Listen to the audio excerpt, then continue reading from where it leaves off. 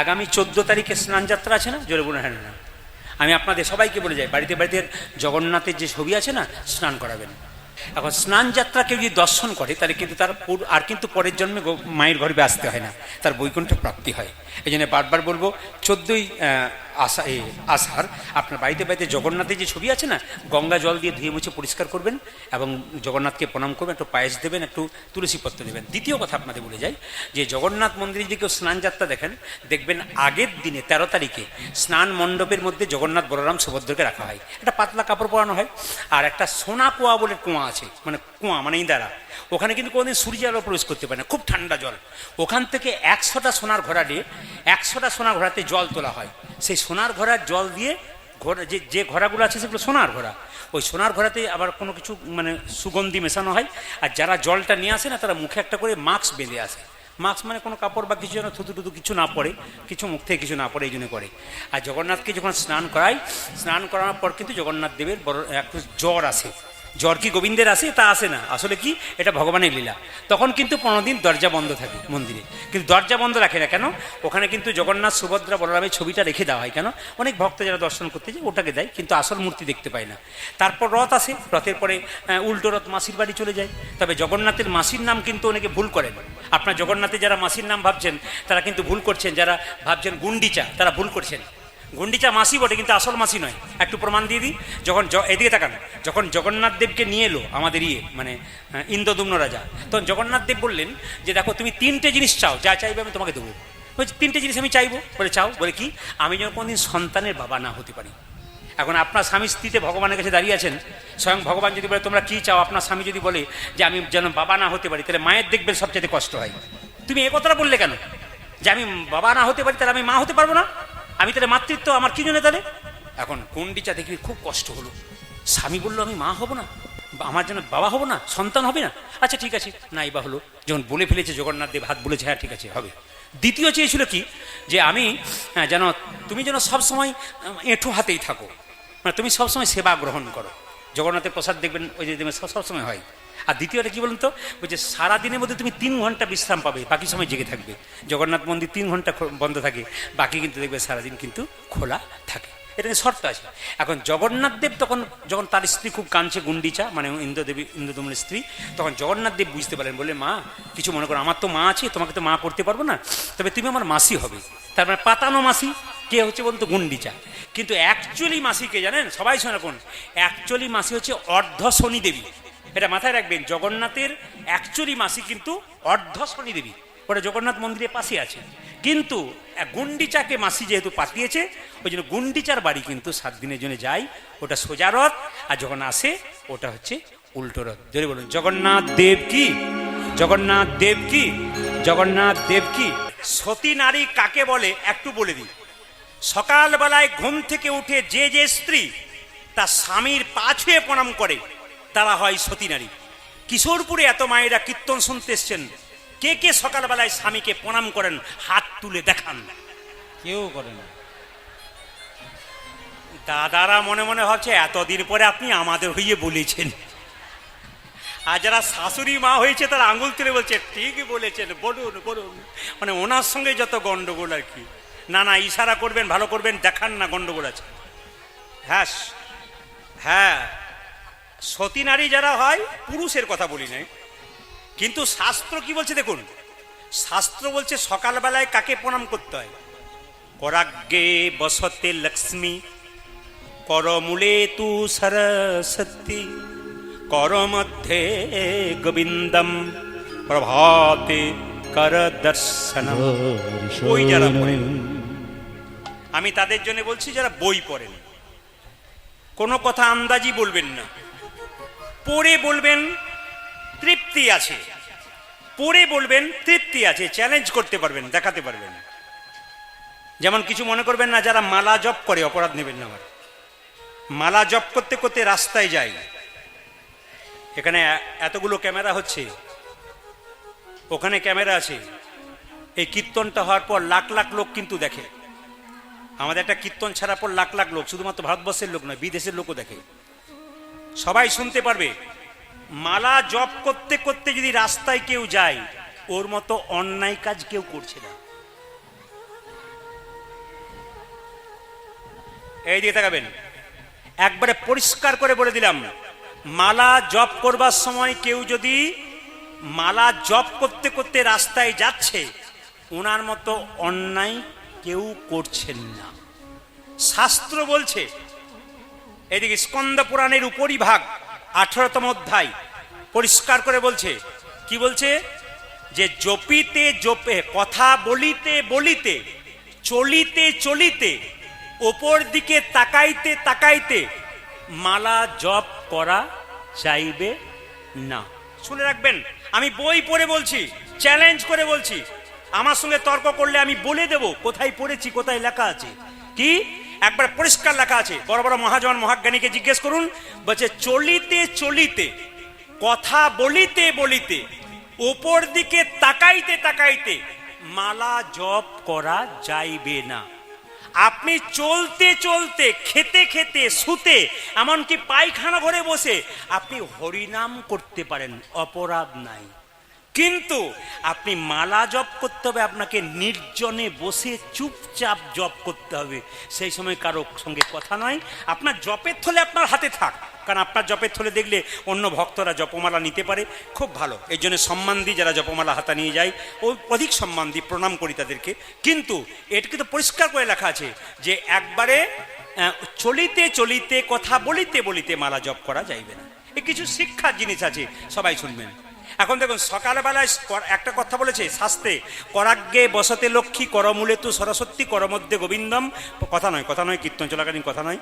করাগ্গে বসতে লক্ষ্মী, করমূলে তু সরস্বতী, করমধ্যে গোবিন্দম, প্রভাতে করদর্শনম। তার মানে কি, করাগ্গে বসতে লক্ষ্মী, এখানে মা লক্ষ্মী আছেন, করমূলে তু সরস্বতী, করমধ্যে গোবিন্দম, প্রভাতে কর দর্শনম। সকালবেলায় উঠে যে নিয়ে করটা দর্শন করে প্রণাম করতে পারে, ব্যাস তার গোবিন্দ প্রণাম হয়ে যায়। আপনি বালিশে, বিছানায়, যে কোনো জায়গাতে করুন, আপনি সকালবেলা ধরে কর দর্শন করতে হয়, এটা নিয়ম শাস্ত্র অনুযায়ী। উনি বোন রাধারানীকে প্রণাম করি, একবারে 100%। আপনি রাধারানীকে প্রণাম করতে পারেন, কৃষ্ণকে প্রণাম করতে পারেন, প্রণাম করতে হবে, কিন্তু হাতটা যদি দেখতে হয়। এবার সতী নারীর কথা যখন বললাম, মায়েরা সকালবেলায় ঘুম থেকে করে স্বামীকে যারা প্রণাম করে তারা সতী নারী।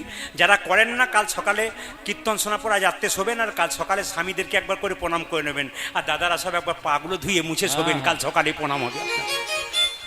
আপনাদের স্বামীর সঙ্গে আপনার কি সম্পর্ক একটু বুঝিয়ে দিই, তাহলে বুঝতে পারবেন। এটা কার কথা? বিষ্ণুপ্রিয়ার কথা, নিমাইকে। সবাই শুনবেন, বিষ্ণুপ্রিয়া নিমাইকে। যেদিন নিমাই সন্ন্যাস নেবে তার আগে রাত্রে বিষ্ণুপ্রিয়াকে বলছে, প্রিয়া তুমি বাপের বাড়ি চলে যাও। বিষ্ণুপ্রিয়া বলছে, স্বামী এটাই তো বাপের বাড়ি, আমি যে তোমাকে বিয়ে করেছি, তোমার বাড়িতে আছি, এটাই তোমার বাপের বাড়ি। চমকে গেল নিমাই। প্রিয়া, তুমি বাবার বাড়ি থেকে এসছো, তোমার বাবার নাম সনাতন মিশ্র, ওটা তোমার বাপের বাড়ি, এটা তোমার শ্বশুর বাড়ি। বলছে, না স্বামী, এটা হচ্ছে আমার বাপের বাড়ি। তুমি আমার বাবা, তুমি আমার ছেলে, তুমি আমার ভাই, তুমি আমার বন্ধু, তুমি আমার ইহকাল। কি সুন্দর কথা! দেখুন, কথা খুঁজে বের করতে হয়, কথা খুঁজে বের করবেন, আনন্দ পাবেন। তো তলিয়ে দেখতে হয়, মজা আছে, কিন্তু ওপর ওপর দেখলে হবে না, ভেতরে তোলাতে হবে, মজা আছে কথার।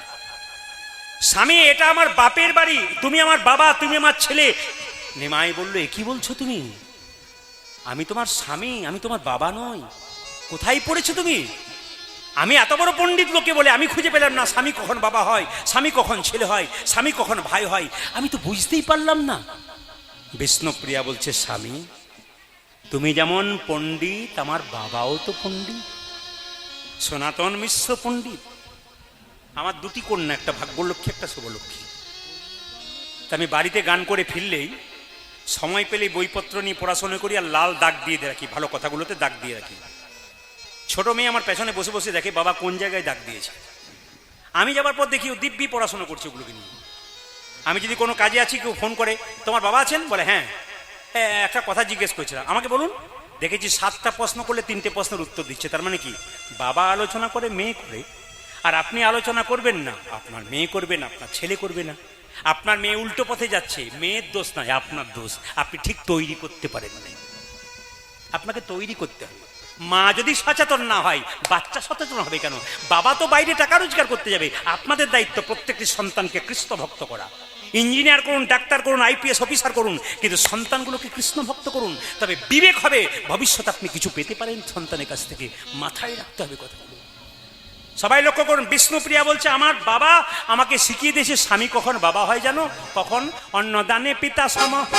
রতি দানে পতি। কেবল অন্নদানে পিতা সম রতি দানে পতি। ভেঙে না বোঝালে বুঝতে পারবেন না। মেয়েদের যখন বিয়ে হয় না বাবার বাড়িতে থাকে, বাবা অন্ন জোগাড় করে। যখন বিয়ে হয়ে যায় বাবার কাছে মেয়ে ভারী হয়ে যায়। 3 দিনের জায়গায় 5 দিন হয়ে গেলে বলে কিছু গন্ডগোল করে এলি নাকি, ভারী হয়। এবার যা স্বামীর ঘর করতে হয়।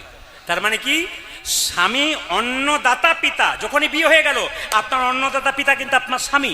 কেউ দিক আর না দিক, তিনি কষ্ট করে রোজগার করে আপনাকে দেবেই। অন্নদানে পিতা সম রতি দানে পতি। অন্নদানে পিতা সম রতি দানে পতি। ছেলে কখন পিণ্ডদানে পুত্র সম অগতির গতি। আজ পিণ্ডদানে পুত্র সম অগতির গতি। পিণ্ডদানে পুত্র সম অগতির গতি। ওজা যে পিণ্ডদানে পুত্র সম অগতির গতি। স্বামী স্ত্রী বেঁচে আছে, ছেলে মেয়ে নাই। আগে যে স্ত্রী মারা যায় তার পিণ্ড কে দেবে? স্বামী। স্বামী স্ত্রী বেঁচে আছে, এমনও বাড়ি আছে কিন্তু ছেলে মেয়ে নাই। স্ত্রী মারা গেল, তার পিণ্ড কে দেবে? একমাত্র স্বামী। আর স্বামী যখন স্ত্রীর পিণ্ড দেবে, স্বামী কিন্তু পুত্রের ভূমিকা গ্রহণ করবে। যেহেতু ছেলে দেয়, ওটা বাবা করছে, স্বামী করছে, ছেলের ভূমিকা, উনি ছেলে হয়ে যায় তখন। পিণ্ডদানে পুত্র সম অগতির গতি। আজ পিণ্ডদানে পুত্র সম অগতির গতি। আবার উপদেশে গুরুতুল্য সেবাতে দেবতা। রোগীতে সুদ সম বিপদে ওজা যে রোগেতে সুদ সম বিপদে ভ্রাতা। পতি পুত্র পতি তোমাদের পতি পুত্র প্রতিবিদ। পতি পুত্র পতি ওই আমার পতি পুত্র পতি পিতা। হলো পরম দেবতা। পতি পুত্র পতি পিতা। পতি হলো পরম দেবতা পতি পুত্র প্রতিবিদ। পতি হলো পরম দেবতা। পতি পুত্র পতি ওজা যে পতি পুত্র পতি পিতা। পতি হলো পরম ওজা যে দেবতা। পতি পুত্র পতি পিতা। ওজা যে পতি গণ ব্রহ্মপতা। সুখের সময় বেশিক্ষণ থাকে না, দুঃখের সময় মানুষের পার হতে চায় না। এইদিকে শুনবেন, সুখের সময় মানুষের বেশিক্ষণ থাকে না, দুঃখের সময় পার হতে চায় না। বাড়িতে যদি ছেলে মেয়ের বিয়ে হয়, রাত্রিটা কেমন করে পেরিয়ে যায় কেউ বুঝতে পারে না। এখন থেকে বুঝুন, বুঝবেন কবে? বুঝবেন পরে? যখন বুঝবেন তখন তো সময় শেষ। ক্যান্সার যদি কারো হয়, 4 স্টেজ যদি হয়ে যায়, তার পথ থাকে না। বুঝবেন তো আগে থেকে বুঝুন। যা করো গোবিন্দ তুমি বলে গোবিন্দকে সঁপে দিন। কৃষ্ণ ভক্ত হন। প্রদীপ পাল চাই হিন্দু সমাজের মানুষ কৃষ্ণ ভক্ত হোক, প্রতিটি বাড়িতে বাড়িতে কৃষ্ণ ভক্ত সন্তান হোক। বাবা মা যেন মৃত্যুর আগে গল্প করে বলতে পারে, আমি চোর সন্তানের জন্ম দেয়নি, আমি ডাকাত সন্তানের জন্ম দেয়নি, আমি দুষ্ট সন্তানের জন্ম দিইনি, আমি একজন কৃষ্ণ ভক্ত সন্তানের জন্ম। হরি বল হরি বল। এটা আমি চেয়ে যাব। এই জন্য বারবার বলবো, যারা এখনো ভাবছেন কাল করব পরশু করব, ভাববেন না, আপনার ছেলের জন্য ভাবুন। মা যদি কৃষ্ণ ভক্ত হয় ছেলে হবেই, বাবা যদি কৃষ্ণ ভক্ত হয় ছেলে একদিন। এই যে সাধু বাবারা বাবা হয়েছেন, এমনি হয়েছেন নাকি? পিতৃকুল মাতৃকুল থেকে কারো কুল থেকে পেয়েছেন, এত সোজা নয়। ওনাদের মাটিটা ছিল বলে হয়েছে। ওই অন্য কেউ হতে পারলো না কেন? ওই জাগলো কেন ভেতরে? ছিল পিতৃকুল থেকে, কারো ছিল ভেতরে, সেইটা কিন্তু ছেলের মধ্যে প্রকাশ পাচ্ছে। আপনার ছেলে কৃষ্ণ ভক্ত হবে, IPS অফিসার হোক, সবকিছু হোক, কিন্তু কৃষ্ণ ভক্ত হোক। এখন থেকে ভজন করুন, নইলে পরে কিন্তু ঠকতে হবে। একবারে খুব দামি কথাটা বলে দিই, শুনবেন। আস্তে আস্তে বাবা, আস্তে। এত কথা কেন? কার শরীরে কি রোগ ঢুকে আছে, যে চকচকে দেহটাকে আপনারা দেখছেন, ফুটে উঠলেই কিন্তু শেষ। এটাই অজানা ব্যাপার। চকচকে চেহারা, আপনার ভেতরে রোগ ঢুকে আছে, ফুটে উঠলেই বুঝতে পারবেন। সবাই শুনবেন যে যেখানে বসে আছেন। এই কবে জলপাইগুড়িতে আমি গান করছিলাম, এরা সবাই জানে, মাস 3 আগে।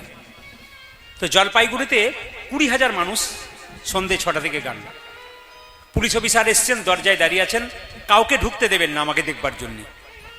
হাজার হাজার মায়েরা সব দাঁড়িয়ে আছেন, একটা প্রণাম করতে দিন, আসরে যেতে পারবো না, ভিড়, ঢুকতে পারিনি, একবার প্রণাম করে নি, তারপর যাবো, একটি প্রণাম করতে দিন। পুলিশ অফিসার বলছে, আমার স্ত্রীকে দিলাম না, আমার স্ত্রী দাঁড়িয়ে ছিল, ওনাকে বললাম না, চলে যাও, কাউকে দেবো না। কাউকে দেয়নি। একটি 22 বছরের মেয়ে দরজার সামনে পেছনে হেলান দিয়ে শুধু কাঁদছে। পুলিশ অফিসার জিজ্ঞেস করছে, তুমি কাঁদছো কেন? মেয়েটি বলছে, আপনি আমার বাবার মতো। পুলিশ অফিসারকে বলছে, ওনার কাছে যাবার একটা সুযোগ করে দিন। শুনবেন, খুব মার্মিক কথা। এসে আমাকে বলছে, প্রদীপবাবু, একজন 22 বছরের মেয়ে, মুখটা শুকিয়ে গেছে কেমন যেন, ও দাঁড়িয়ে আছে, একটু দেখা করবে। বেশ, ঠিক আছে, ডাকুন। ঢাকা হলো। শুনলে চমকে যাবেন, মেয়েটা ফুলের মতো চেহারা। আমি দেখার পর বাড়ি ওর মুখের দিকে তাকিয়ে আছি, মনে মনে ভাবছি, হাইরে, তোকে কে তৈরি করেছে? একবারে যেন তুলি দিয়ে এঁকে দিয়েছে। ভগবান যেন নিজের হাতে নিজের মনের মতো করে তৈরি করেছে। এত সুন্দর চোখ, এত সুন্দর মুখ, এত সুন্দর তার চুল, কিন্তু চোখের কোণে কালি পড়ে গেছে, মুখের মধ্যে হাসি নাই। আমার পাটাতে ছুঁয়ে কোনো মতে উঠে না। আমি উঠালাম, কি হয়েছে? বাবা, আমার শেষ দিনে গিয়ে এসেছি, বুঝলাম না, আমার শরীরে ক্যান্সার হয়েছে। আপনারা যারা ফেসবুকে, হোয়াটসঅ্যাপে নিজের ছবি ছাড়েন আর আয়নাতে বারবার নিজের মুখ দেখেন, ওই মেয়েটার ছবি যদি দেখেন তাহলে বুঝতে পারবেন ও কোথা, আপনারা কোথা। এত সুন্দর চেহারা, কিন্তু চোখের মধ্যে কালি, মুখের মধ্যে হাসি নাই। আমাকেও বলছে, আমি ভালো হব তো? আচ্ছা বলুন, আমার উত্তর কি হবে? আমি তো কিছুই বলতে পারছি না। আমার পাটা ধরে এত কাঁদছে, ওঠাতে পারছি না। আমাকে বলছে, আপনি বলুন, আমি ভালো হব তো? আমার একটি মাত্র ছেলে, আমি যদি চলে যাই ও কিন্তু অনাথ হয়ে যাবে। আমি ওর জন্য বেঁচে থাকতে চাই, আর আমার স্বামীর জন্য বেঁচে থাকতে চাই। স্বামী কোথায়? তোমার স্বামী? ও আসলো না, দরজাতে দাঁড়িয়ে আছে। ওকে ঢাকা হলো। এসে প্রণাম করে বললেন, বাবা, আপনি বলুন কি করলেও ভালো হবে? তুমি ওকে ভালোবাসো? খুব। ও যদি পৃথিবী থেকে চলে যায়, সেদিন যদি রাত্রিতে চলে যায়, সকালবেলা আমিও থাকবো না, আমিও চলে যাব। আমি একটা কথা বললাম, তুমি চলে যেও না। আত্মহত্যা মহাপাপ।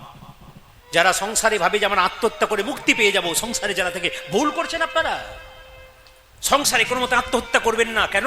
আত্মহত্যা করা মহাপাপ। আপনি ভাবছেন আমি শান্তি পাবো, আপনার আত্মা চারিদিকে ঘুরে বেড়াবে, কিন্তু কোনো শান্তি থাকবে না।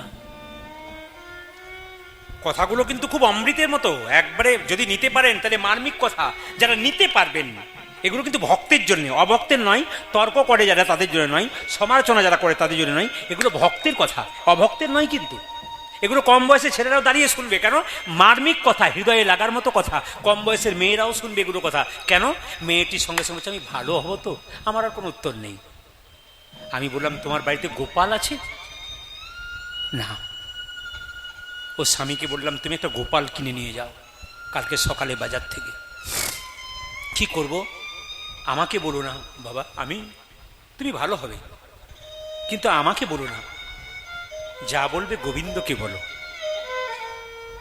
আমি কিছু না। বলছে, আপনি তো নাম করছেন। নাম করছি, তোমার জন্য গোবিন্দের কাছে প্রার্থনা করব, কিন্তু আমি তো কিছু না, গোবিন্দ সব। তুমি গোপালকে বলো, প্রত্যেক দিন বলো, দেখো যদি কিছু হয়।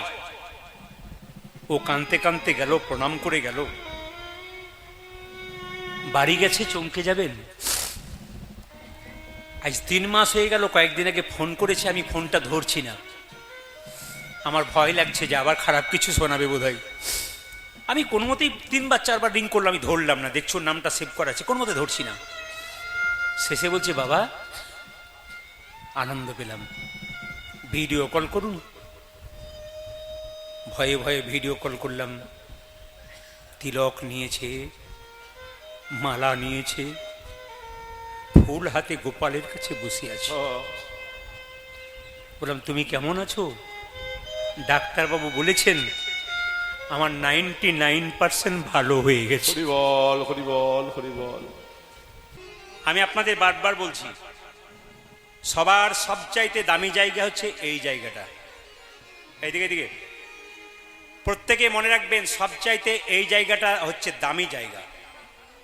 শাস্ত্র বলেছে চেত দর্পণা মার্জনং ভব মহাদাবাগ্নি নির্বাপনং শ্রেয় কৈরব চন্দ্রিকা বিদ্যা বৌধু জীবনং আনন্দ বুদ্ধি বর্ধনং প্রতিপদং পুণ্যামৃত সাধনম সর্বাত্ম সপনং পরং বিজয়তে শ্রীকৃষ্ণ সংকীর্তনম। কিছু মনে করবেন না, এই যে সংস্কৃত কথা বললাম, আস্তে শব্দ করবেন না, কীর্তনে মজা আছে। এই যে সংস্কৃত কথা বললাম আপনারা বুঝতে পারলেন না। যারা জ্ঞানী, যারা পড়াশোনা করেছেন তারা বুঝেছেন, বাকি বুঝতে পারছেন না। যেমন আমাদের গ্রামে একটা ছেলে, কিছু মনে করবেন না, একটু ইংরাজি টিংরাজি পড়ে এসেছে, নিয়ে সবাইকে বলছে আমি আজকে কি দিয়ে ভাত খেলাম জানিস? বলে কি? ন্যাস্টো পটেটো উইথ রাইস। আমরা ভাবলাম তাহলে বিরাট কিছু ব্যাপার বটে, আপনার শুনলে চমকে যাবেন। ও বলছে আমি আজকে খেলাম কি জানিস? ন্যাস্টো পটেটো উইথ রাইস। তার মানে ন্যাস্টো পটেটো মানে হচ্ছে আলু সেদ্ধ আর ভাত, মানে আলু মাখা আর ভাত খেয়ে বলছে আমি ন্যাস্টো পটেটো উইথ রাইস খেয়েছি। আপনারা ভাবছেন কি না অমৃত খেলো বোধ হয়। যারা বোঝে না তারা হাঁ করে তাকিয়ে থাকবে, কি খেয়েছে, তাহলে কোনো অন্য খাবার বটে বোধ হয়। এই দিকে তাকাবেন। চেতা, আমি সংক্ষিপ্ত বলে দিই, চেতা দর্পণা মার্জনং। ও মায়েরা, এই প্রত্যেকের এখানে একটা আয়না আছে, শাস্ত্র বলছে এটার নাম চেতনার আয়না। ভালো করে শুনবেন, চেতনার আয়না। আস্তে, যারা ঢুকতে পারেননি তারা ঢুকবেন না। যারা ভোজবাড়িতে প্রথম ঢুকে যায় তারা তো প্রসাদ পায় নাকি, তারপর পরের ম্যাচে পাই। এখন আপনাদের দিকে কি হয় জানি না, আমাদের দিকে হচ্ছে কি, এক ব্যাচ বসেছে তো, আর এক ব্যাচ এসে বলছে দিদি আপনি উঠে গেলে আমাকে জায়গাটা দেন। ও লাইনে দাঁড়িয়েছে, মানে কত দিকে খেয়ে উঠতে পারে কি। আগে শান্তি ছিল নাকি নিচে বসে, এখন শান্তি নেই। সবাই শুনবেন তো, যে যেখানে বসে আছেন মন দিয়ে শুনবেন। চেত দর্পণ মানে প্রত্যেকে এখানে একটা আয়না আছে। কিসের আয়না? চেতনার আয়না। বাজার থেকে যে আয়নাটা কিনবেন ওতে আপনার আমার মুখ দেখা যায়, কিন্তু এই চেতনার আয়নাতে আপনার আমার মুখ দেখা যায় না, স্বয়ং ভগবান কৃষ্ণের মুখ দেখা যায়। এই চেতনার আয়না দেখুন, বাজার থেকে যে আয়না কিনলেন ময়লা হয়ে গেলে কস্টিক সোডা দিয়ে ঘষে দেবেন, আর চাপা কলের জল দিয়ে বা ইন্দারা জল দিয়ে ধুয়ে দেবেন, পরিষ্কার হয়ে যাবে। এখন প্রশ্ন করবেন প্রদীপ বাবু, তাহলে এই যে চেতনার আয়না, এটাকে আমরা কি দিয়ে পরিষ্কার করব? হরিনাম নামক কস্টিক সোডা আর নয়নের জল দিয়ে কেউ যদি ধুয়ে পরিষ্কার করতে পারে, তার চেতনার আয়না নিতাই গৌরব। আর শেষ লাইনটা বলে দিই, আর মাঝে ভাঙবো না, শেষ লাইনটা বলে দিই। আনন্দ বুদ্ধি বর্ধনং, এইদিকে এদিকে এদিকে, আনন্দ বুদ্ধি বর্ধনং প্রতিপাদং পুণ্যামৃত সাধনম সর্বাত্ম সপনং পরং বিজয়তে শ্রীকৃষ্ণ সংকীর্তনম। তার মানে কি, যত নাম জপবেন তত আনন্দ পাবেন। যিনি নাম জপ করেন তার মুখে হাসি আছে। আজ এই যে বাবা, আর সংসারের কথা যারা ভাবেন, ভগবানের কথা ভাবেন না, তাদের টেনশন আছে। কালকে রাত্রিতে আমি ভাকুড়ি মোড় থেকে আপনাদের নতিডাঙ্গা আসছিলাম, আমার পোস্টার দেখে একজন ব্যক্তি ভাকুড়ি মোড়ে বলল, দাদা ভালো আছেন তো? আমরা চলছে। ওনাকে জিজ্ঞেস করলাম আপনি কেমন আছেন? উনি তখন বলছেন আর বলবেন না, খালি টেনশন। বলে কেন? বড় বৌমার চাকরিটা হলো, এবার ছোটটার হলে বাঁচি। বললাম এত টাকা তো হলো না, পরের জন্মে ভগবান তোমাকে বিপিএল নাম্বারে যোগ করে দেবে, বিপিএল তালিকা নাম দেবে। এত টাকা তো হচ্ছে না, খালি টেনশন। ও ঘুমাতে গিয়ে 1 টাকার ঘুমের ট্যাবলেট ছাড়া ঘুম হচ্ছে না। আবার আপনাদের এখানে ঢুকতে যাব, রাত্রি 11টা বাজছে, যখন গ্রামে ঢুকতে যাব, ওই গেটটা রয়েছে, একজন কৃষ্ণ ভক্ত দেখে বলে, প্রদীপ বাবু হরে কৃষ্ণ, আমি কেমন আছেন? বলছে হরির কি পাই তো ভালোই আছি। ও ছেঁড়া চটে 6 ঘন্টা ঘুমিয়ে দেয়, কেন? ও তো হরিকে বিশ্বাস করার কর্ম করে। এই জন্য হরিকে আস্তে আস্তে হরিকে বিশ্বাস করুন, কর্ম করুন, দেখবেন আপনার আনন্দ থাকবে। আর হরিকে যার বিশ্বাস নাই, টাকাতে যার বিশ্বাস, তার তো টেনশন জন্মাবেই না। কি বলছেন? এই যে বৈষ্ণবগণ এখানে আসতে, এই যে বৈষ্ণবগণ এখানে এসছেন, ব্যাংকে কত টাকা আছে জিজ্ঞেস করুন। কিছু নাই, ঝুলিতে যা আছে ওইটুকু। যেদিন গোবিন্দ দেয় সেদিন পাই, যেদিন দেয় না সেদিন পাই, পাই না। এইটাই তো আনন্দ। যেদিন দেয় সেদিন পাই, যেদিন দেয় না সেদিন পাই না, এটাই তো আনন্দ। হরে কৃষ্ণ। আপনি গল্প করছেন বেশি করে, একটু কম করুন। যেটা বলুন, রাধা রানী কি, শ্যাম সুন্দর কি। যেমন একজন মাতাল যদি মদ খায়, আনন্দ পেতে পেতে পেতে পেতে মদ খেতে খেতে আপনাদের এখানে কোনো মাতাল নাই, এটা একটা ভালো জিনিস। হ্যাঁ আছে আপনাদের মাতাল আছে? আর নাম কিশোরপুরে না না, কাল রাত্রে আমি পেয়ে গেছি সিগন্যাল, অসুবিধা নেই, আমি ঢুকেই সিগন্যাল পেয়ে গেছি, তো যা বলার দরকার নেই। দেখবেন যিনি মদ খায় তিনি কি করেন, মদ খেতে খেতে আনন্দ পেতে পেতে লাংস কিডনি লিভার নষ্ট হয়ে যায়। কিন্তু হরিনাম এমন একটা মদ, প্রথমে আনন্দ হয় না, আনন্দ পেতে পেতে পেতে পেতে পেতে পেতে পরমানন্দ গোবিন্দের চরণে লাভ হয়। সখীরা বলছে দেখো দেখো রাধা গোবিন্দের যুগল ভেঙে যাবে, হাই হাই মদের কি হলো রে, হজে হজে হয় মদে কি হলো রে, হাই হাই মদের কি হলো রে, ও যায় খায় খায় মোদের কি হলো রে, সুখের বিলাস ভেঙে যাবে রে, হাই হাই মদের কি হলো রে, আমাদের সুখের বিলত ভেঙে যাবে রে, আর ঋষি নাই রে, আজ সুখের বিলাস ভেঙে যাবে রে, আর ঋষি নাই ও যায় সুখের বিলাস ভেঙে যাবে রে, আর ঋষি নাই বলে আজ খায় খায় মোদের কি হলো রে। মায়েরা যখন এই কথাটা বলেছে সবাই লক্ষ্য করুন, আমি কেমন করে ডাকবো হরি, সঙ্গে সঙ্গে বলছে প্রভু তুমি যে বললে যুবতীর কোল ধরতে আমার তো ক্ষমতা নেই, তুমি যে বললে মাগুর মাছের ঝোল খেতে, তুমি তত্ত্বটা বুঝিয়ে দাও। মহাপ্রভু বুঝিয়ে দিলেন, শোনো যুবতীর কোল কাকে বলে। ও মায়েরা, একটা মেয়ে একটা বাচ্চা জন্ম দেয় বছরে, এখন তো আবার দেখা যাচ্ছে দুটো দেয় একসঙ্গে, তিনটেও দেয়, কেউ একসঙ্গে 5টা বাচ্চারও জন্ম হচ্ছে একসঙ্গে। কিন্তু এখানে মহাপ্রভু বললেন এমন একটা যুবতীর কথা বললাম যে যুবতী প্রত্যেকদিন লাখ লাখ কোটি কোটি বাচ্চার জন্ম দেয়। আমার বাবারা বুঝেছেন, মায়েরা বলুন তো, এমন একটা যুবতী এখানে আছে যে কিন্তু প্রত্যেকদিন লাখ লাখ কোটি কোটি বাচ্চার জন্ম দেয়। তিনি হচ্ছেন পৃথিবী যুবতী, যার কোলে প্রত্যেকদিন লাখ লাখ কোটি কোটি সন্তানের জন্ম হচ্ছে। মহাপ্রভু বলেন যুবতীর কোল ধরবে কেন, এই যুবতীর কোলে তোমাকে জন্ম নিতে হবে, এই যুবতীর কোলে তোমাকে সংসার যাপন করতে হবে, আবার এই যুবতীর কোলে শ্মশানের চিতাতে নিতাই গৌর হরিবোল হয়ে যেতে হবে। যুবতীর কোল ধরো। আর মাগুর মাছের ঝোল কাকে বলে মা? আমাদের আত্মীয় স্বজন মরে গেলে তার বিরহ ব্যথায় আমরা কাঁদি, কিন্তু কোন কৃষ্ণ ভক্ত যদি একবার হে গোবিন্দ তোমার হুলাম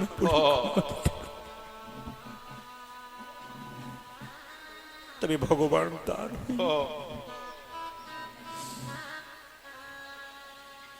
শুধু ভগবানের কাছে বলুন হে গোবিন্দ তোমার হুলাম বলি। যেদিন দ্রৌপদীর বস্ত্রণ হয়েছিল সেদিন মায়েরা যেমন 4 দিন রজস্বল অবস্থায় থাকেন, দ্রৌপদী 4 দিন রজস্বল অবস্থায় মানে অসুস্থ ছিলেন। 80,000 মানুষ চেয়ারে বসে আছে, একটা মেয়েকে কাপড় টেনে উলঙ্গ করা হবে বলে দুঃশাসন কাপড় টেনে নিয়ে এলো দ্রৌপদীকে রাজসভায়। দ্রৌপদী ছটপট ছটপট করছে, 80,000 মানুষ দেখবে, তার কাপড়টা খোলা হবে। এক হাতে নিজের কাপড়টা ধরে আছে, এক হাতে গোবিন্দকে ডাকছে। ভগবান এলেন না। নারদ মুনি ভগবানের কানে কানে বলল প্রভু, এক অসহায় নারী বারবার তোমার কাছে চোখের জলে পড়ে কাঁদছে, তুমি কি তার কোনো দাম দেবে না? ভগবান নারদের কানে কানে বললেন, নারদ, দ্রৌপদী এক হাতে নিজের উপরে ভরসা করেছে আর এক হাতে আমার উপরে ভরসা করেছে। আসলে এইদিকে আসতে বাবা, মাকে বসতে দিন, বসতে দিন, বয়স্ক মাকে বসতে দিন। এই যে কীর্তন গান করি কিছু মনে করবেন না, আপনারা কতটা চর্চা করেন জানি না, সারা দিন কিন্তু চর্চার মধ্যেই থাকি। যারা তর্ক করে তাদেরকে বলবো 24 ঘন্টার মধ্যে 15 ঘন্টা চর্চার মধ্যে মনে মনে ভাবতে ভাবতেই থাকি। চর্চা করি, চর্চা করতে হবে। আমি এপিজে আব্দুল কালামের একটা ছোট্ট বাণী পড়েছিলাম, লাইফ টাইম লার্নার হতে হবে, সারা জীবন শিখতে হবে। এইদিকে তাকান, আপনার ছেলে মেয়েকে শিক্ষা দিতে পারবেন, সারা জীবন শিখতে পারবেন। 50 বছর বয়স হয়ে গেলে আপনারা বুড়িয়ে যান, মানে বুড়ো হয়ে গেলাম, কেন বুড়ো হয়ে যাবেন? সেদিন দেখছিলাম ইংল্যান্ডের কোন একজন মহিলা 50 বছর বয়স থেকে ব্যায়াম শুরু করেছিলেন, এখন 101 বছর বয়স, 50 বছর থেকে প্রথম ব্যায়াম শুরু করলেন, 101 বছর বয়সে সেই মহিলা ফিট চেহারা। ও বলল আমি 50-এই বুড়ো হয়ে যাচ্ছিলাম, আমি ব্যায়াম করলাম। জীবনটা যতদিন আছে চেষ্টা করতে হবে, এই নয় আমি পিছিয়ে গেলাম, এই নয়, যতদিন আছে ততদিন শিখে এগিয়ে যাব। এ শিক্ষা সবাইকে দিন। আমি একজন বিখ্যাত মানুষের কথা কালকে শুনছিলাম ঝাড়খণ্ডে। আপনি যদি কোনোদিন আপনারা যান, ওই বৃন্দাবন যান, তাহলে জায়গাটার নাম বলে দিলাম গৌরী গোপাল আশ্রম। গৌরী গোপাল আশ্রম, যেখানে দেখবেন অনিরুদ্ধ আচার্য মহারাজ আছেন, যার দেখবেন এতটা পর্যন্ত চুল, বয়স মাত্র 40 বছর। আপনি অবাক হয়ে যাবেন, প্রত্যেক দিন 50,000 মানুষের সেবা হয়। কি অদ্ভুত ব্যাপার! লাইন দিয়ে লোক সকাল 10টা থেকে রাত্রি 10টার মধ্যে দাঁড়িয়ে আছে, আমরা দেখে এসেছি। রুটি, সবজি, ডাল একবারে দিয়েই যাচ্ছে। 50,000, 40,000, 30,000 লোকের সেবা প্রত্যেক দিন হচ্ছে। ওই 40 বছরের মানুষটা 300 জন বয়স্ক মাকে রেখেছেন, বৃদ্ধাশ্রম তৈরি করেছেন। তিনি একটা সুন্দর কথা বললেন, তাকে জিজ্ঞেস করলেন কর্ম বড় না ধর্ম বড়? আমি আপনাদের জিজ্ঞেস করবো, বলুন কর্ম বড় না ধর্ম বড়? কর্ম বড় না ধর্ম বড়? কর্ম বড় না ভাগ্য বড়? বলুন, ভাগ্য বড় না কর্ম বড়? জোরে বলুন। কর্ম বড়।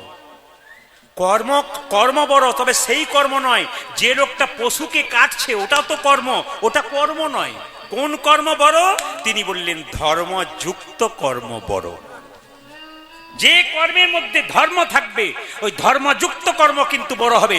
যে কর্মের মধ্যে বিবেচনা নাই, বিবেক নাই, 3 টাকা জিনিস 6 টাকায় নেবেন, আপনি বিক্রি করবেন 3 টাকায় কিনে 6 টাকাতে, ওটা ধর্ম নয়, ওটা 2 দিন চলবে, 3 দিন পর বন্ধ হয়ে যাবে। আর আপনি বিবেচনার দ্বারা করবেন, দেখবেন আপনার সবকিছু ঠিক থাকবে। তিনি ওই মহিলাকে বললেন, যিনি জিজ্ঞেস করলেন আমি টেনশন করেন? বলছে আমি টেনশন করি না। বলছে আপনি করেন? বলছে টেনশনও করি, আবার ভগবানকে বিশ্বাস করি। তাহলে মুখটা ফোলান তো। যখন মুখটা ফোলালো বলে এবার হেসে দেখান তো। তাহলে মুখটাও ফোলাবেন আবার হেসে দেখাবেন, তা কখনো হয়? টেনশন করার দরকার নাই, গোবিন্দের উপর ভরসা করুন। আমি আপনাদের বারবার বলবো, যারা কীর্তন শুনতে এসেছেন, কর্ম করুন, কিন্তু অপেক্ষা করুন, গোবিন্দের কাছে ফল তিনি দেবেন, আপনি কর্ম করতে ছাড়বেন না। সবাই লক্ষ্য করুন, দ্রৌপদী এক হাতে নিজের বস্ত্রটা ধরেছে, এক হাতে গোবিন্দকে ডাকছে। ভগবান এলেন না। নারদকে ভগবান বললেন, দ্রৌপদী এক হাতে নিজের উপরে ভরসা করেছে, এক হাতে আমায় ডাকছে। ভগবান বললেন, যে 2 হাত তুলে ডাকে না, আমি তার কাছে কোনোদিন যাই। হরি বল, হরি বল, হরি বল। এই জন্য তো হরিবাসরে আপনার 2 হাত তোলেন কেন? ভগবান নিজের মুখে বলছেন, যে 2 হাত তুলে ডাকে না, আমি তার কাছে যাই না। কত সুন্দর যুগ! এগুলো বলবো না বাদ দিয়ে দেবো? এগুলো বলবো না বাদ দিয়ে দেবো? জোরে বলুন। আপনারা বলতে বললে বলবো, নাহলে বলবো না। হ্যাঁ, এগুলো তো মহাভারতের কথা, শিক্ষামূলক কথা। কি বলছেন? আবার কথা বেশি হয়ে গেলে 2-4 জন বলবে না তো, ওই জন্য বলছেন। জোরে বলুন রাধে রাধে। আরো জোরসে বলুন রাধে রাধে। আরো জোরসে বলুন রাধে রাধে। সবাই তাকার মায়েরা, যেই না দ্রৌপদী বলেছে, যা কিছু আমার সকলই তোমার, আমার কেবল তুমি, জীবনে মরণে জন্মে জন্মে প্রাণনাথ হয়ে তুমি। ভগবান বস্ত্র দিচ্ছে আর দ্রৌপদী বস্ত্র পাচ্ছে। সবাই তাকান। 100 ভাইয়ের স্ত্রী বাড়িতে ভেতরে ঢুকে আছে, আর দুঃশাসন কাপড় টানছে। 1 ঘন্টা, 2 ঘন্টা, 3 ঘন্টা। দুঃশাসন বলল, দাদা, দুর্যোধন বলল, দাদা আমার মুখ শুকিয়ে গেল, আমি আর পাচ্ছি না, একটু জল তৃষ্ণা পেয়েছে, বাড়িতে জল খেয়ে আসি, তুমি আবার কাপড় টানো। যখন দুর্যোধন কাপড় টানছে, দুঃশাসন বাড়িতে গিয়ে দেখছে তার 100 ভাইয়ের স্ত্রী উলঙ্গ হয়ে বসে আছে। শুনলে চমকে যাবেন, 100 ভাইয়ের স্ত্রী উলঙ্গ হয়ে বসে আছে। দুঃশাসন তার স্ত্রীকে জিজ্ঞেস করলো, হ্যাঁ গো, তোমাদের কাপড়গুলো কই? উলঙ্গ হয়ে বসে আছো কেন? স্ত্রী বলল, তোমার আর তোমার দাদার জন্য হলো। বলে কেন? ভগবান দ্রৌপদীকে কাপড় দিচ্ছে, এত কাপড় পাবে কোথায়? আমাদের গুলো টানছে আর দ্রৌপদীকে নিতাই গৌর হরি বল, হরি বল, হরি বল। আপনি যদি কারো অমঙ্গল চান, আপনার অমঙ্গল কিন্তু আগে হবে। মহাপ্রভু কি বললেন? ধরো যুবতীর কোল আর খাও মাগুর মাছের ঝোল। এই জগতে কৃষ্ণ বলে কেউ যদি একবার কাঁদতে পারে, ওইটা হচ্ছে মাগুর মাছের ঝোল। আসুন কৃষ্ণ বলে কেঁদে আমরা সবাই মিলে হাত তুলে বলবো। কি গাইব? কৃষ্ণ কেশব কে যে সব, কৃষ্ণ মাধব। মাধব তালি দেবেন। সুধা মাখা এই নাম, হরি নাম। মধু মাখা এই নাম, নাম নাম নাম। হরে সবাই কৃষ্ণ হালকা করে তালি দেবেন। কেশব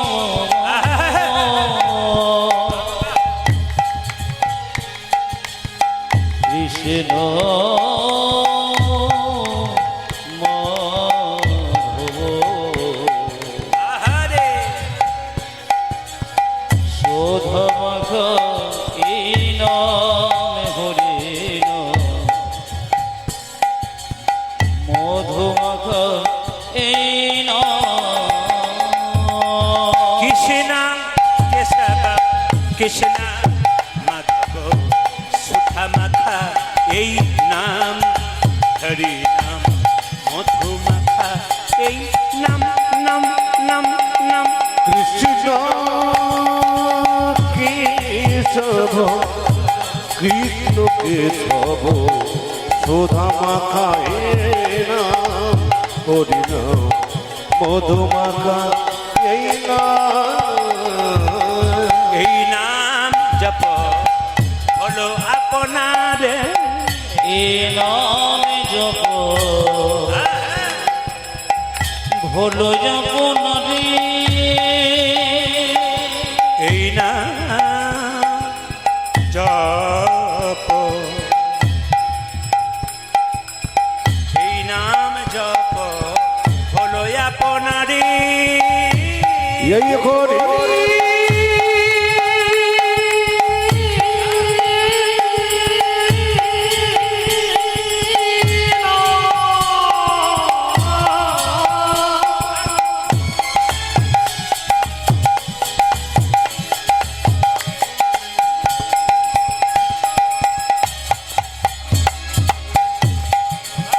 এই মগমাকা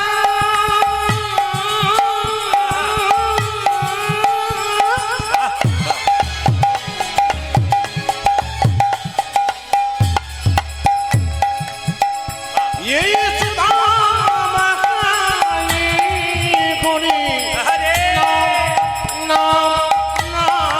বাবা বাবা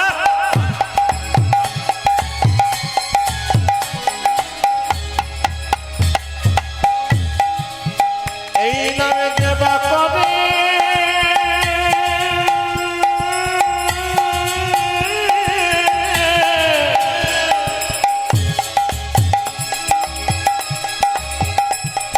তার খুদা কৃষ্ণ যাবে গোতরে হরি বল, হরি বল। এই মধুমাখানা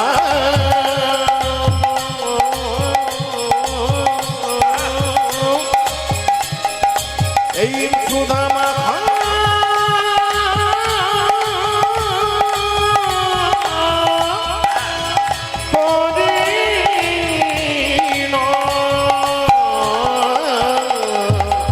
এই নাম যত হলো আপনারে নাম জপ হলো আপনার, এ নাম জপ ভোলো যপন রে দূরে যাবে তৃষা প্রেম পারাবার। এই নাম জপ হলো আপনারে দূরে যাবে কিষান রিমা পারা পারে জপরে জপরে জপরে অজ জপরি জপরি জপরি রসন জপরে জপরে জপরে ও জপরে জপরে জপরে রচনা সুধা মাখা এই নাম, হরি নাম। মধু মাখা এই নাম, নাম। উলুধ্বনি উলুধ্বনি। হরে কৃষ্ণ কেশব কৃষ্ণ মধুমঘ এ নাম হরে মধুমঘ এ নাম জপনা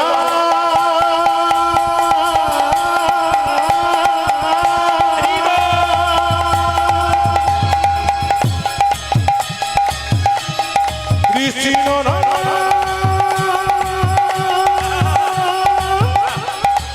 এই মধুমাখা হরি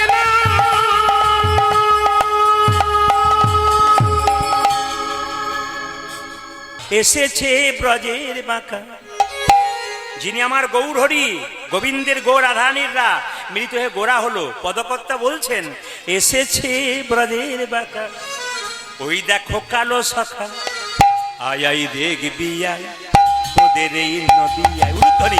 এসেছে ব্রজের বাঁকা কালো শাখা, দেখবি ওই তোদের নদী হয়। এসেছে ব্রজের বাঁকা কালো শাখা, দেখবি আয় তোদের এই নদী আয়। এসেছে ব্রজের বাঁকা কালো শাখা, দেখবি আয় তোদের নদিয়া। এই যে রং ফিরেছে ঢং ফিরেছে, তারে এখন চেনা যায়। রং ফিরেছে ঢং ফিরেছে, তারে এখন চিনদ। রং ফিরেছে ঢং ফিরেছে, তারে এখন চেনা যায়। রং ফিরেছে ঢং ফিরেছে, তারে এখন ও মায়েরা, চেনা যায়। এইদিকে এইদিকে। রংটা যখন গোরার যখন কৃষ্ণ ছিল মহাপ্রভু, তখন তার রংটা কেমন ছিল? কালো। কৃষ্ণের গায়ের রংটা চৈতন্য চৈতন্যতে বলছে যে আকাশে প্রচন্ড মেঘ আসছে, ওই যে বৃষ্টি হবে, ওই যে কালো রং, ওটা কৃষ্ণের গায়ের রং। তো ওই রংটা ছিল, এখন যখন রং হলো সাদা হয়ে গেল, মানে পরিষ্কার হয়ে গেল, সোনার মতো গায়ের রং হয়ে গেল, রং ফিরেছে। আর ঢংটা কেমন? কৃষ্ণ ছিল এরকম, আর যখন এরকম হলো তখন কি গৌর হয়ে গেল। রংটাও ফিরলো, ঢংটাও ফিরলো। রং ফিরেছে ঢং ফিরেছে, তারে এখন চেনা যায়। অজ রং ফিরেছে ঢং ফিরেছে, তারে এখন চিনদ। রং ফিরেছে ঢং ফিরেছে, তারে এখন চেনা ও যায়। যে রং ফিরেছে ঢং ফিরেছে, তারে এখন চেনা যায়। তোদের এই নদিয়ায় এসেছে ব্রজের বাঁকা কালো শাখা, দেখবি ওই তোদের নদী হয়। এসেছে ব্রজের বাঁকা কালো শাখা, দেখবি আয় তোদের নদিয়া। এখন কালো বরণ নাই, এখন কালো বরণ এখন কালো বরণ নাই। ও নাগরী রে,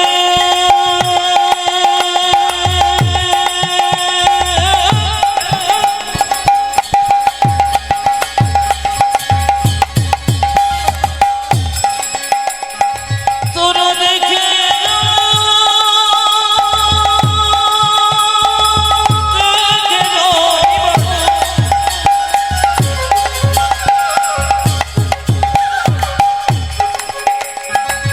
ও নাগরী রে, নাগরী। হরি বল।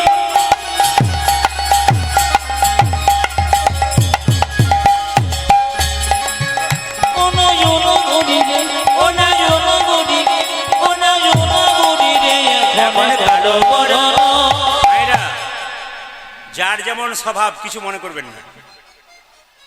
যে মোবাইল অনেকক্ষণ দেখা নেই, তার একবার মাঝে মাঝে ইচ্ছা হয় মোবাইলটা একবার দেখি। মানে বাচ্চা ছেলে যেমন শুয়ে থাকে, একবার মা দেখতে যাই বাচ্চাটা শুয়ে আছে, দেখি জেগে গেল কিনা। যার কাছে মোবাইল আছে সে একবার ফাঁকে ফাঁকে দেখে নিচ্ছে। মানে স্বভাব যার যেমন আর কি।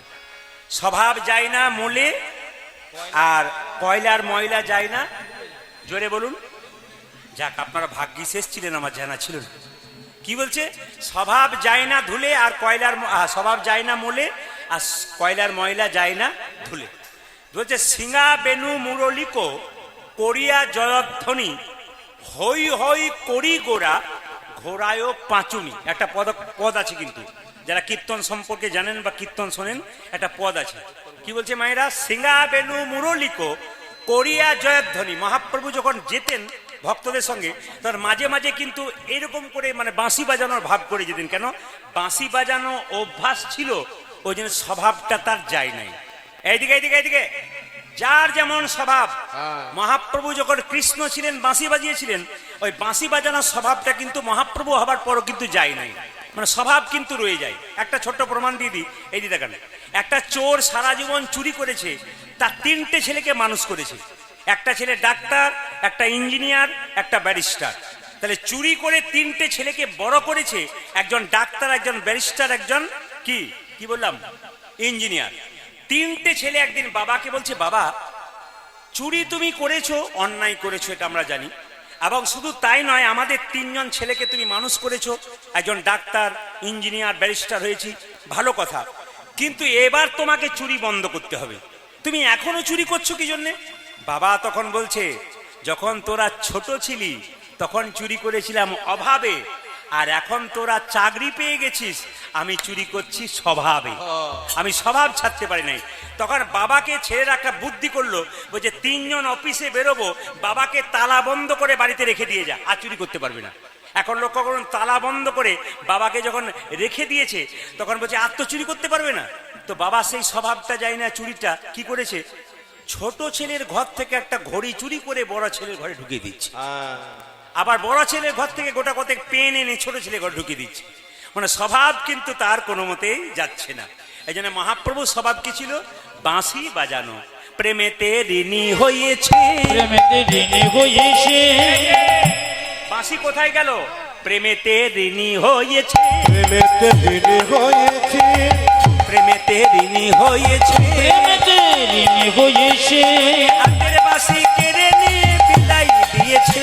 আমার হাতের বাঁশি, আহা হাতের বাঁশি, আহা হাতের বাঁশি কেড়ে নিয়ে বিদায় দিয়েছে। হাতের বাঁশি, হ্যাঁ মোহন বাঁশি, হ্যাঁ হাতের বাঁশি কেড়ে নিয়ে বিদায় দিয়েছে। ও দেখো হাতির বাতি, ও দেখো মোহন বাতি, ও দেখো হাতির বাতি কিনে লই বিদায় দিয়েছে। বাঁশি নাই তার সাজবে কি, ওরে বাঁশি নয়টা সাজবে কিসে, বাঁশি নাই তার সাজবে ও কি, দেখো বাতি নাচে সাজবে কিসে। রাধার নাম গাই আমাদের নদিয়ায় এসেছে ব্রজে ভগা কালো সজা দেখবি ওই আমাদের নদী ওই। এসেছে বজের বাঁকা কালো শাখা দেখবি আই তোদের এই নদিয়ায়। এসেছে গজের ভাকা কালো পোকা দেখবে আয় আমাদের এটা একটা নদিয়ায়। পদ্ম, এই পদটা লিখেছেন কে, দাস বিশ্বরূপ। তিনি কি বললেন, দাস বিশ্বরূপে কয়, দশে বিশ্বরূপী দাস বিশ্বরূপে ও কয়, দাসে বিশ্বরূপে কয়, কলি যুগে অবতীর্ণ চৈতন্য গোসাই, আরি কলি যুগে অবতীর্ণ চৈতন্য গোসাই, কলি যুগে অবতীর্ণ চৈতন্য গোসাই। আজ কলিযুগে অবতীর্ণ চৈতন্য গোসাই। হরি হরি হরি বলে হরি হরি হরি বলে হরি হরি হরি বলে হরি হরি হরি বলে ভুলাই গড়া গড়ি যাই আমাদের নদী উলুধ্বনি। এসেছে ব্রজে ভগা কালো সজা দেখবি ওই আমাদের নদী ওই। এসেছে বজের বাঁকা কালো শাখা দেখবি আয়। আমাদের নদিয়ায়। রাধা রানী কি, শ্যাম সুন্দর কি, আপনার জয় বলছেন না ভয় বলছেন বুঝতে পারছি না। রাধা রানী কি, হ্যাঁ শ্যাম সুন্দর কি। আচ্ছা, মহাপ্রভু এলেন 3টি ইচ্ছা পূর্ণ করবার জন্য। প্রথম ইচ্ছা কি, মায়ের মনোবাসনা। দ্বিতীয় ইচ্ছা কি, কলিজীবকে উদ্ধার। আর তৃতীয় ইচ্ছা কি বাবা, রাধা রানীর প্রেম ঋণ শোধ করা। এই যদি আমি ব্যাখ্যা করতে যাই তাহলে এতেই কিন্তু গানটা শেষ হয়ে যাবে, গৌরচন্দ্রিকাতে লীলা যেতে হবে না, এত বড় ব্যাখ্যা আছে। আমি সংক্ষেপে বলে দিই, মহাপ্রভু 3টি ইচ্ছা পূর্ণ করবার জন্য এলেন। প্রথম ইচ্ছা কি, অধম জীবকে হরিনাম দেওয়া। আশ্চর্যের ব্যাপার, শুনলে চমকে যাবেন। মহাপ্রভু দাদা নিত্যানন্দ হরিনাম দিতে দিতে বললেন, যারা যারা হরিনাম করবে তাদের 3টে নিয়ম পালন করতে হবে। বলবো না, বাদ দিয়ে দেবো, পারবেন না বলে লাভ কি আছে, কারণ আপনারা সব ঘোষ আছেন এখানে, বললেই তো লাঠি নিয়ে তেড়ে আসবে আমাকে। কারণ একটা জিনিস মহাপ্রভু নিতাই চাঁদ বলেছে, ওই জন্য ওটা কিন্তু বলা যাবে না। আচ্ছা বলেই ফেলি, না কি বলছেন, মহাপ্রভু নিতাই চাঁদের কথা তো বলতে ক্ষতি কি আছে, আপনাদের আনন্দের জন্যই বলি। নিতাই চাঁদ বললো, যারা যারা হরিনাম করবে তারা প্রথম হচ্ছে নিরামিষ খেতে হবে। কারা কারা নিরামিষ খেতে পারবেন হাত তুলুন তো। বলে হরিনামের 2-3 কোন রকমের জীবটাকে দড়ি দিয়ে বেঁধে রেখেছি, একবার হরিনাম পেরোক তারপর দেখুন কি অবস্থা হয়। না না, তাহলে নিরামিষ খেতে হবে। কে বললো, আমি নই, নিতাই চাঁদ। আর দ্বিতীয় কি, কলির জীব বললো নিরামিষ খেতে পারবো না, তুমি হরিনাম দেবে কি না দেবে তোমার ব্যাপার। নিতাই চাঁদ বললো দ্বিতীয় হচ্ছে মিথ্যে কথা বলা ছাড়তে হবে। আপনার মিথ্যে কথা বলা ছাড়তে পারবেন? কেউ পারবেন? মাথা নাড়াচ্ছেন, পারবেন না। কিন্তু কখনো কখনো মিথ্যা কথা বলা হয় যায়, কখনো কখনো মিথ্যা কথা বলাটাই ঠিক হয়। কখন বলুন তো? ধরুন একটা লোককে লাঠি নিয়ে একজন তেড়ে যাচ্ছে, যে লোকটাকে মারবে সেই লোকটা আপনার চোখের সামনে পেরিয়ে গেল, যে মারবে সে যদি বলে ভাই এইদিকে লোকটা গেল, আপনি কি বলবেন? না আমি দেখি নাই। তার মানে কি, একজনের প্রাণ বাঁচানোর তাগিদে মাঝে মাঝে মিথ্যে কথা বলা উচিত হয়। কিন্তু বললো মিথ্যে কথা বলা ছাড়তে হবে। মায়েরা, মিথ্যে কথা বলা ছাড়তে পারবেন না কেউ। কেন না, ঈশ্বরচন্দ্র বিদ্যাসাগর একটা বই আছে, বইটার নাম কি, বর্ণ পরিচয়। তাতে লেখা আছে সদা সর্বদা সত্য কথা বলিবে। একটা ছেলেকে তার বাবা সকাল 9টা পর্যন্ত পড়াচ্ছে, পর সব সময় সত্য কথা বলতে হয়। ছেলে খালি একটা লাইনই মুখস্থ করছে, সব সময় সত্য কথা বলতে হয়, সত্য কথা বলতে হয়। ছেলে যখন রাস্তায় খেলা করছে, পাওনাদার জিজ্ঞেস করছে, খোকা তোর বাবা বাড়িতে আছে? গিয়ে বলল, বাবা তোমাকে পাওনাদার ডাকছে। তখন পাওনাদার বাবা বলে উঠলো, বলে দিয়ে আমি বাড়িতে নাই। তখন ছেলে বলল, পাওনাদার বাবা বলল যে বাবা বাড়িতে নাই। এখন বাবার সঙ্গে পাওনাদারের ঝগড়া হয়ে গেল। শেষে ছেলেকে বাবা বলছে, তুই যে সত্য কথাটা বলে দিলি। ছেলে বলছে, বাবা তুমি তো সকালে পড়াচ্ছিলে সবসময় সত্য কথা বলতে হয়। বলছে, বোকা ওটা বই পড়ে মুখস্থ করে চাকরি পাওয়ার জন্য পড়াচ্ছিলাম, বাস্তবে ব্যবহার করার জন্য নয়। তাহলে আমরা কিন্তু মিথ্যে কথা বলি কেন বলুন তো? আমরা সদা সর্বদা সত্য কথা বলতে হয়, এটা কিন্তু পড়ি, কিন্তু আমরা বলি না। তাহলে পারবো না। তৃতীয় বলছে, যেটা আপনাদের খুব কষ্ট লাগবে, নিতাই চাঁদ বলল গাভী দহন বন্ধ করতে হবে। আপনাদের ঘোষেদের সব ব্যবসা বন্ধ হয়ে যাবে যদি গাভী দহন বন্ধ করতে হয়। তিনি বললেন গাভী দহন বন্ধ করতে হবে। সবাই লাঠি নিয়ে তেড়ে গেল নিতাই চাঁদকে, তোমার হরিনাম নেব না। নিতাই চাঁদ ছুটে গিয়ে মহাপ্রভুকে বলল, ভাই এরা নিরামিষ খেতে চায় না, মিথ্যা কথা বলা ছাড়তে চায় না, গাভী দহন বন্ধ করতে চায় না, এদের হরিনাম দেব কি করে? মহাপ্রভু এসে বললেন, দাদা তোমাকে দিতে হবে না হরিনাম, আমি দিতে যাব। প্রত্যেকটি ভক্তের দরজায় গিয়ে বললেন, হ্যাঁ গো তোমাদের কিচ্ছু করতে হবে না, নিরামিষ খেতে হবে না, মিথ্যা কথা বলা ছাড়তে হবে না, গাভী দহন বন্ধ করতে হবে না। তোমরা দুটো কাজ করো। কি? একবার বলো রে বদনে, আরে শোনো রে শ্রবণে। দুটি কাজ মহাপ্রভু প্রথমে বলেছিলেন, দুটি কাজ। কি কি? শুনতে হবে আর বলতে হবে। একবার বলো রে বদনে, আরে শোনো রে শ্রবণে, মধুমাখা হরির নাম হরি। বলো রে বদনে,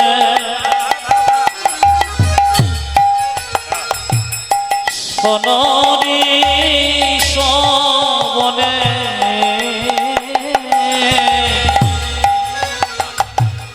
মধুমাখা হরির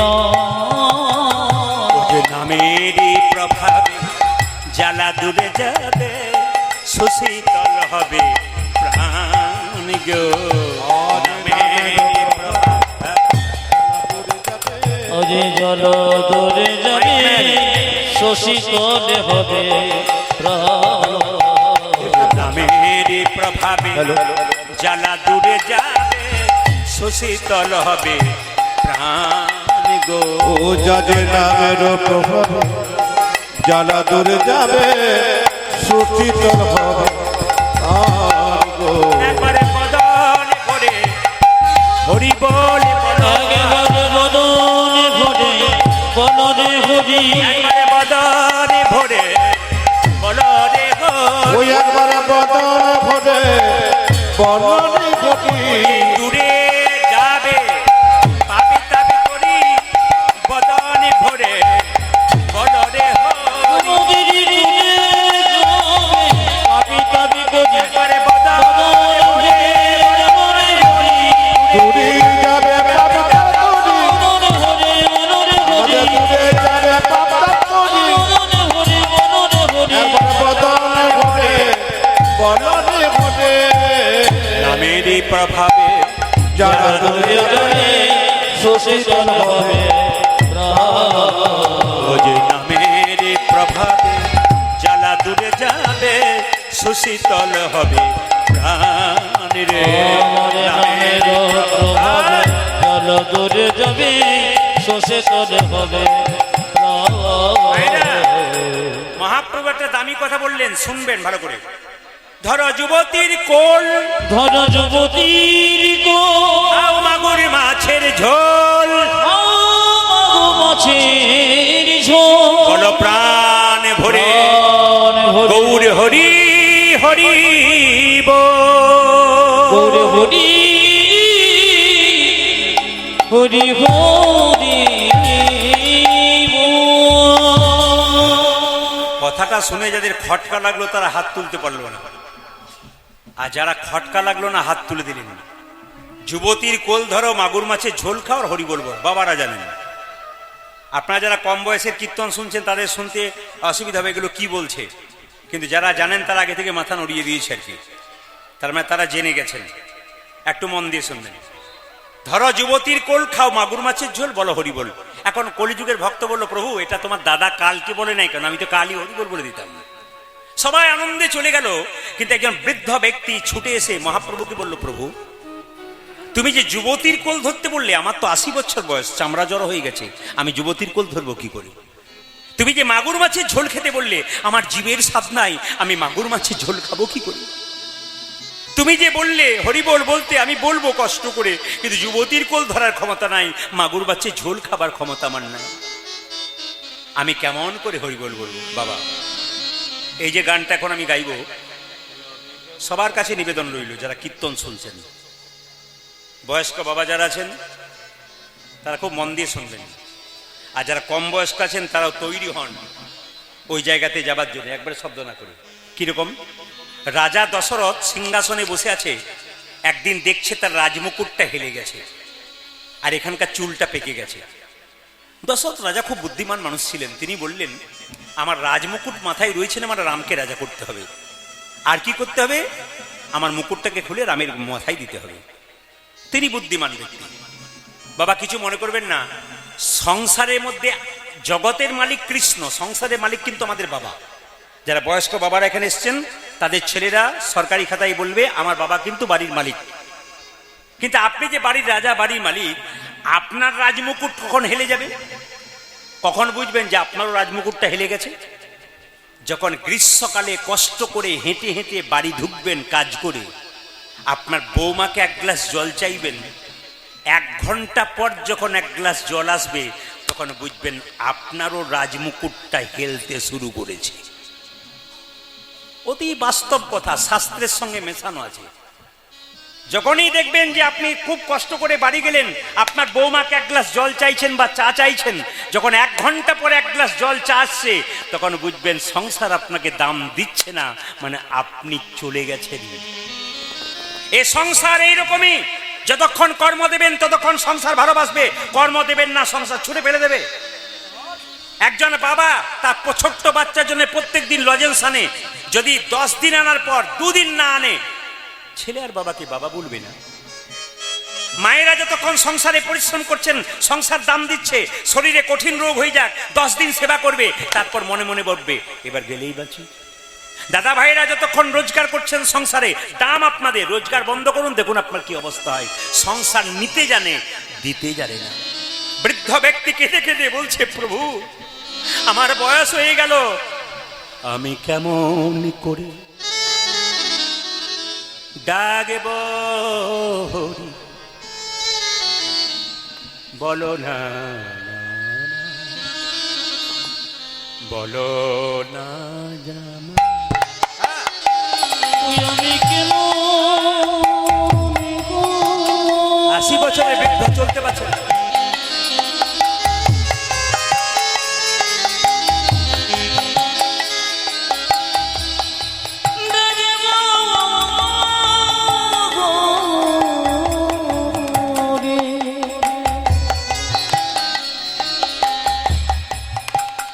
বলো গো,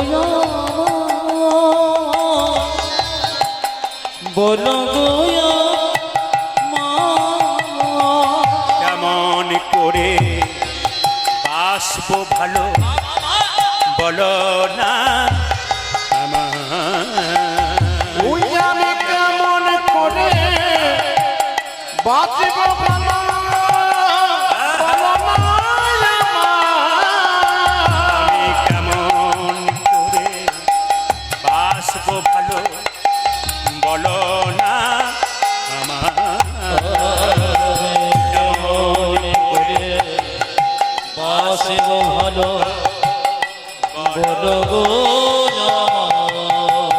আমি কেমন করে ডাকবো হরি, বলো না আমায়, বলো না আমায়।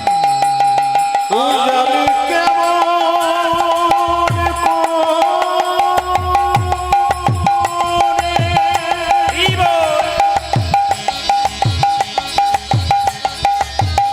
ওই আমি ডাকব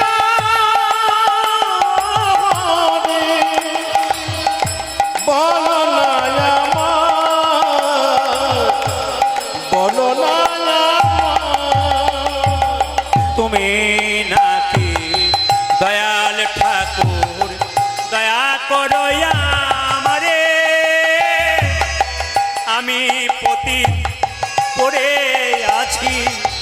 কৃপা করো যা মারে আমি কেমন দয়াল থাকো দয়া করো মরে আমি প্রতি করি আছি কৃপা করো মরে ও যে তুমি নাকি দয়াল ঠাকুর দয়া করো আমারে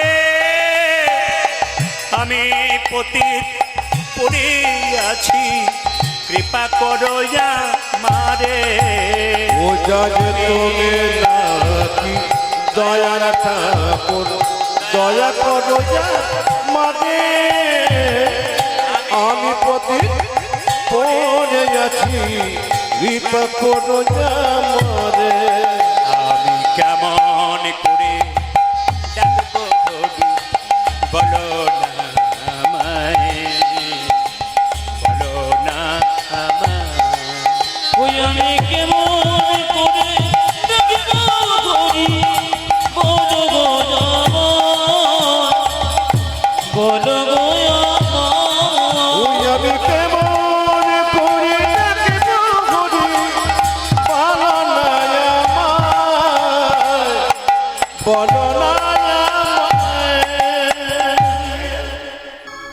মহাপ্রভু আর একটা ইচ্ছা ছিল মায়ের মনোবাসনা পূর্ণ করা হয়েছে, ব্যাখ্যা করে লাভ নেই, দেরি হবে, লীলার মধ্যে যেতে হবে আস্তে। তৃতীয় ইচ্ছা রাধারানীর প্রেম ঋণ শোধ করা। রাধারানী বলছে, রাধে গো তোমার প্রেম ঋণ শোধ করবো কি করে? মাথায় বাঁধবো আমি নামা বলি, কাঁধে নেব আমি ভিক্ষার ঝুলি। আমি মাথায় বাঁধব নামা বলি, ওগো কাঁধে নেব ভিক্ষার ঝুলি। মাথায় দেব নম বলে কঁধে নেব ভিক্ষারে চলে মাথায় বাঁধব নামা বলি, কাঁধে নেব ভিক্ষার ঝুলি। ওই আমি মাথায় বাঁধব নামা বলে কাঁধে নেব ভিক্ষার ঝোলে। জয় রাধে শ্রী রাধে বলে বেড়াইব দারে দারে। জয় রাধে শ্রী রাধে বলে বেড়াইব দরে দরে জয় রাধে শ্রী রাধে বলে বেড়াইব দারে দারে। জয় রাধে রাধে বলে বেড়াইব দারে দারে। দারে দারে বেড়াই, রাধে আমি দাদে দাদা বেড়াইব দারে দারে বেড়াই। ওই আমি দারে দারে বেড়াইব রাধে দয়া কর বলে দারে দারে বেড়াই। আমি রাধে দয়া করো বলে দাদে দাদে বেড়াইব ভোলাই করা বড়ি দিয়ে রাধে রাধে বলে বেড়াবো। ভোলাই করা ও যে জয় রাধে সে রাধে বলে রাধে দয়া কর বলে জয় রাধে সে রাধে বলে আজ রাধে দয়া কর বলে জয় রাধে শ্রী রাধে বলে রাধে দয়া কর বলে ধরে ধরে বেড়াইব জয় রাধে শ্রী রাধে বলে বেড়াইব ধরে ধরে আজ জয় রাধে শ্রী রাধে বলে দারে দারে বেড়াইব। আজ মহাপ্রভু ভাবটি কেমন? ওগো ব্যাকত গো রাঙ্গয়ন মেরে আজ দেখো তো গো রায়ন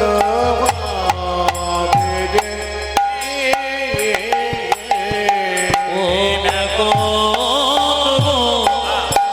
রঙ্গ জন ভাবে রে ও দেখো দেখো তো গো রায়ন দেখো রঙ্গ জন ভাবে রে আজ দেখো তো গো রায়ন দেখো তো গো রঙ্গ জন ভাবে রে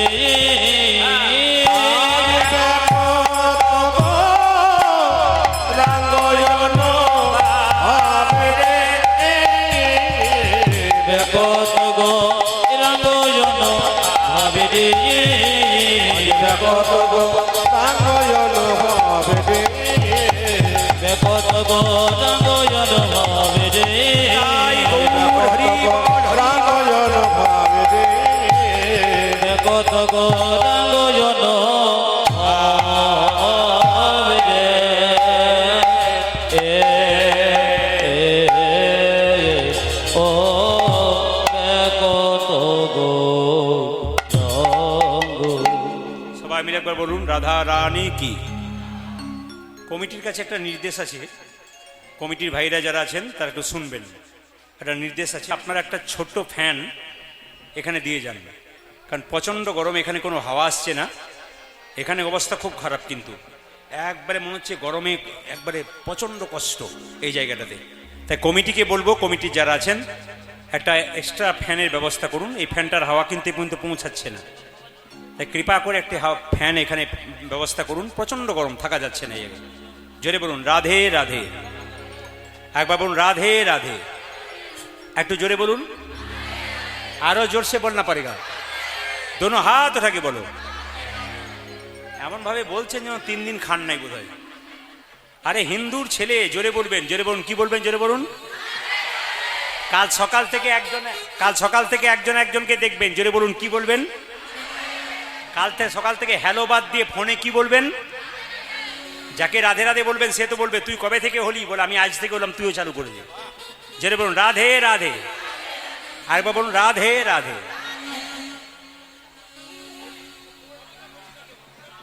চলো রে মন বৃন্দাবন ধাম, চলুন আমরা রাধার নাম করতে যাই।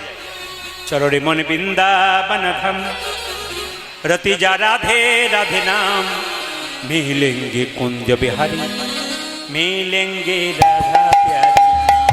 চলো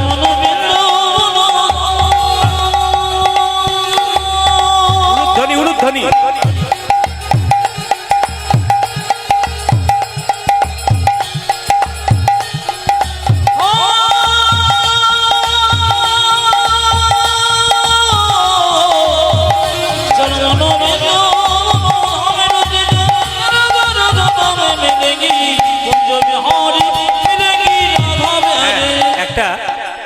একটা বিশেষ নিবেদন আছে আপনাদের কাছে।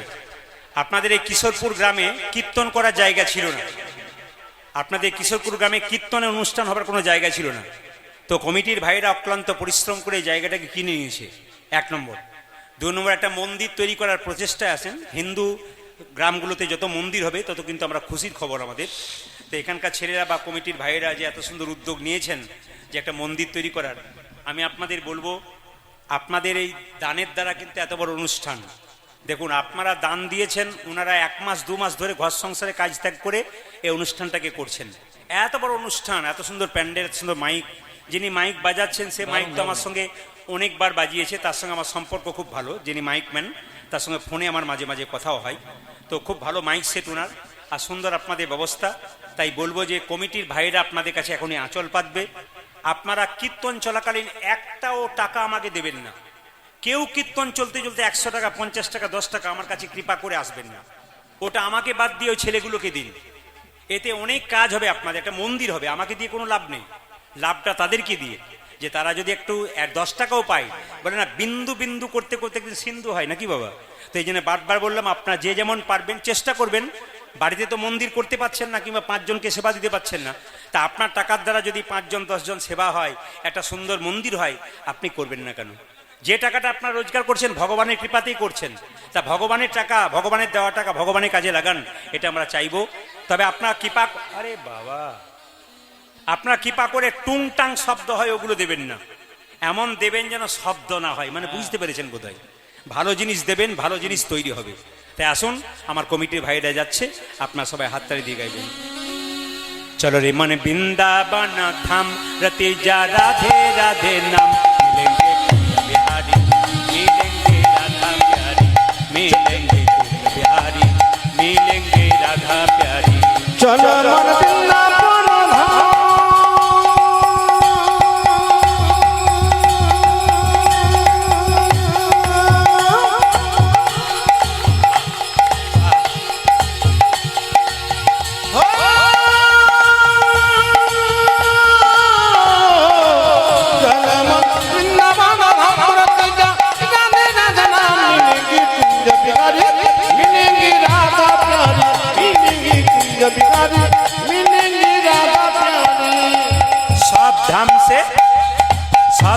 सबसे प्रिय वृंदावन धाम है, सबसे मीठा मधु श्री राधा नाम है। सब धामिशी सब धामिशी सब धामिशी प्रिय वृंदावन धाम है, सबसे मीठा मधुर से राधा नाम है। सब धाम से प्रिय वृंदावन धाम है, सबसे मीठा मधु श्री राधा नाम है। सब धामिशी सब धामिशी सब धामिशी प्रिय वृंदावन धाम है, सबसे मीठा मधुर से राधा नाम है। तेरी पूरन होगी कामरत जा राधा राधा नाम, तेरी पूरन होगी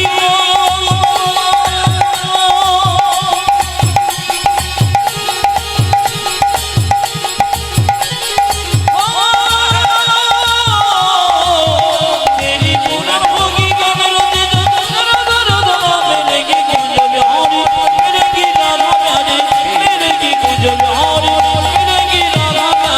राधा राधा नाम,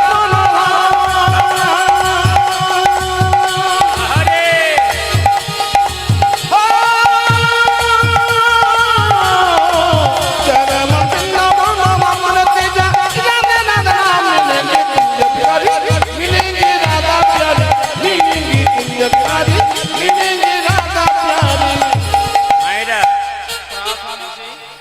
प्रार्थने से जमुना में नहाएंगे, परिक्रमा करके जीवन सफल बनाएंगे। प्रार्थनिशी जमुना में नहाएंगे, परिक्रमा करके जीवन सफल बनाएंगे। प्रार्थने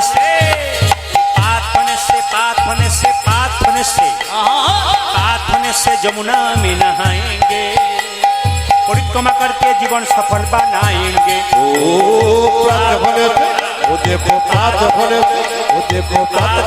जमुना में नहाएंगे, परिक्रमा करके जीवन सफल बनाएंगे। तेरी पूरन होगी कामरत जा राधा राधा नाम, तेरी पूरन होगी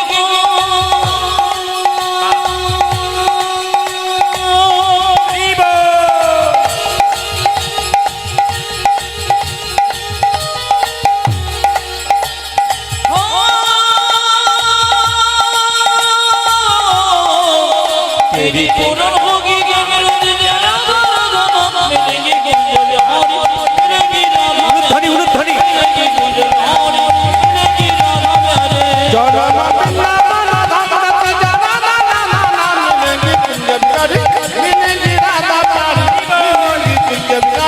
मिलेगी राधा प्यारे। मिलेगी कुंज बिहारी मिलेगी राधा प्यारे। একবার জোরে বলুন রাধা রানী কি। কমিটির ভাইদের কাছে, কমিটির ভাইরা আমার দিকে তাকাবেন, কমিটির ভাইরা যারা আছেন আমার দিকে তাকাবেন। আমি আরেকবার নিবেদন রাখলাম, একটা ভালো ফ্যানের ব্যবস্থা করুন। এখানে কোনো হাওয়া আসছে না, কিন্তু খুব তাড়াতাড়ি করুন, এখানে কোনো হাওয়া নেই, বড় কষ্ট। হ্যাঁ, 12টা পর্যন্ত চালানো যাবে না যদি আপনি ভালো ফ্যানের ব্যবস্থা না করেন। প্রচণ্ড গরম আছে এই জায়গায়, একটা ভালো ফ্যান এই জায়গাতে দিন, যেন পেতে প্রচণ্ড গরম আছে এখানে। যেরকম রাধা রানী কি, শ্যাম সুন্দর কি, আচ্ছা সাধুগুরু বৈষ্ণব কি, সাধুগুরু বৈষ্ণব কি। আচ্ছা আচ্ছা, এবার বলুন কুঞ্জ ভঙ্গ গাইব না কুঞ্জ বর্ণন গাইব? জোরে বলুন, আমাকে বলতে হবে, যেটা বলবেন সেটা গাইব। আপনারা কুঞ্জ ভঙ্গ গাইব না কুঞ্জ বর্ণন গাইব? আপনারা বলছেন কুঞ্জ বর্ণন, কেউ কেউ চুপ করে আছে কুঞ্জ ভঙ্গ। শুনে নিন, কুঞ্জ ভঙ্গ হয় আবার কুঞ্জ বর্ণনও হয়। ভালো করে শুনবেন, তাহলে বুঝতে পারবেন। কোন কোন জায়গাতে লেখা থাকে কাগজে কুঞ্জ ভঙ্গ গান করবেন প্রদীপ পাল, আবার কোথাও লেখা থাকে কুঞ্জ বিলাস গান করবেন প্রদীপ পাল, আবার কোথাও লেখা থাকে কুঞ্জ বর্ণন গান করবে প্রদীপ পাল। তাহলে এখন কোনটা ঠিক? বলছে কুঞ্জ ভঙ্গটাও ঠিক আর কুঞ্জ বর্ণনটাও ঠিক। এখনই শুধু কুঞ্জ বর্ণন গান শুনলে হবে না, বুঝতে হবে কি বলতে চাইছে। হ্যাঁ, কুঞ্জ ভঙ্গ হয়, কুঞ্জ এদিকে এদিকে আস্তে আস্তে আগে শুনে, শব্দ করবেন, আগে শুনে নিন। কুঞ্জ ভঙ্গ হয় এবং কুঞ্জ বর্ণন হয়। কাদের কুঞ্জ ভঙ্গ হয় আর কাদের কুঞ্জ বর্ণন হয় এটাকে জানতে হবে। কুঞ্জ ভঙ্গ কাদের হয়, কুঞ্জ বর্ণন কাদের হয়? বলছে রামকৃষ্ণদেব বললেন আমাদের মনটা হলো মাছির মতো। মাছি একবার মিষ্টির দোকানে বসে, আবার মাছি দেখবেন একবার নর্দমাতে বসে। যখন সংসারের আন কথা কুকথায় মেচে যাবেন, লোকের সমালোচনা নিন্দা করবেন সংসারে, তখন মন মাছিটা নর্দমায় বসে যায়। আর যখন আপনার মন মাছিটা হরিনামের আসরে বসে, তখন কিন্তু মিষ্টির দোকানে বসে। এই যে এখন কি আস্তে শব্দ নয়, যারা আদায় করছেন শব্দ নয়, মন মাছিটা এখন কীর্তনে বসেছে। এখন কিন্তু মন আপনার গোবিন্দের চরণে আছে, কুঞ্জ কিন্তু তৈরি হচ্ছে আপনাদের। যারা এখানে কীর্তন শুনছেন আপনারা, তাদের হৃদয় কুঞ্জ কিন্তু তৈরি হচ্ছে। যখনই বাড়ি যাবেন, আন কথায় মেতে যাবেন, আপনাদের কুঞ্জ ভঙ্গ হবে। কিন্তু রাধা গোবিন্দের কুঞ্জ কোনোদিন ভঙ্গ হয় না। আমাদের বাস্তব জগতে মানুষের কুঞ্জ ভঙ্গ হয়, এটা জেনে রাখবেন। যতক্ষণ কীর্তন শুনছেন কুঞ্জ তৈরি হচ্ছে, কীর্তন শেষ হয়ে যাবে, ব্যাস কুঞ্জ আপনাদের ভঙ্গ হয়ে যাবে। কিন্তু রাধা গোবিন্দের কুঞ্জ কোনোদিন ভঙ্গ হয় না। আসুন আজকে আমরা একটা গান আস্বাদন করব, তারপর লীলার মধ্যে যাব। সবাই লক্ষ্য করুন, আজ রাধা গোবিন্দ যুগলে শয়ন করিয়াছেন, অবস্থাটি কেমন? আরে আরে দশ দিশ দশ দিশ নীরো ওয় নির্মল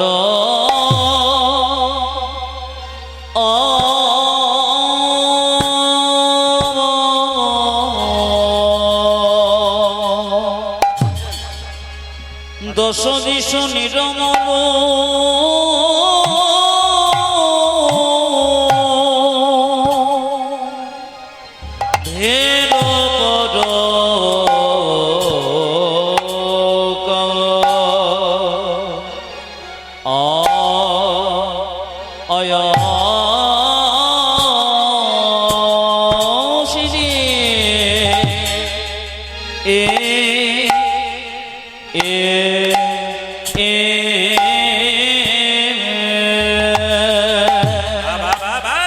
ওরে সুখী নিশি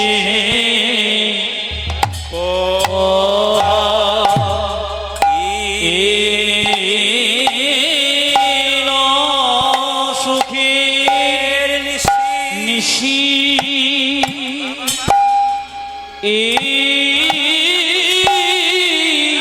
সুখী সুখী নিশি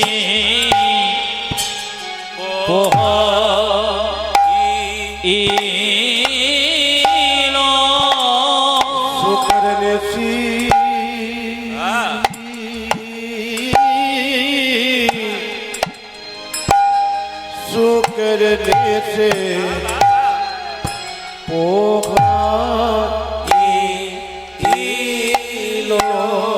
আমাদের সুখের নিশি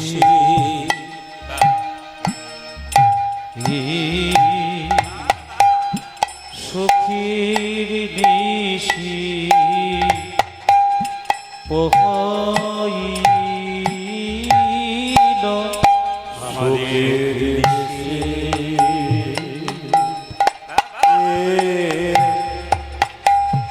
সুখের নিশি পোহাইল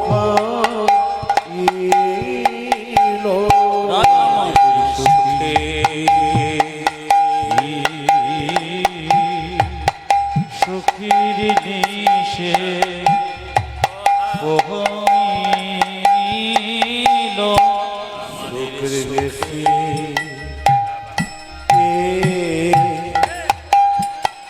সুখের নিশি পোহাইল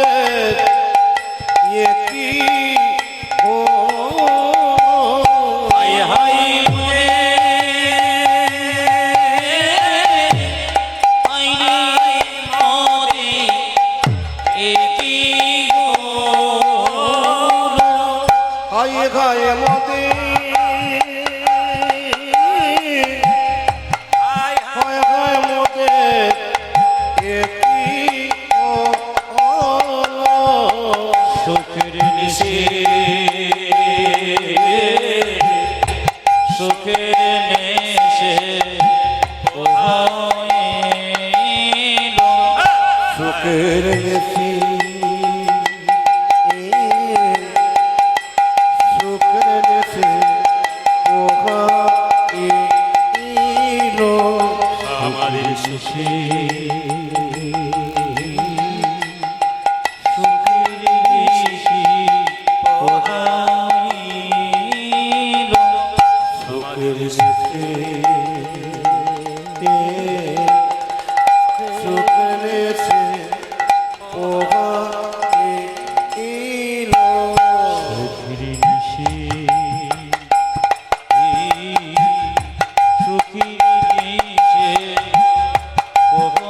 সুখের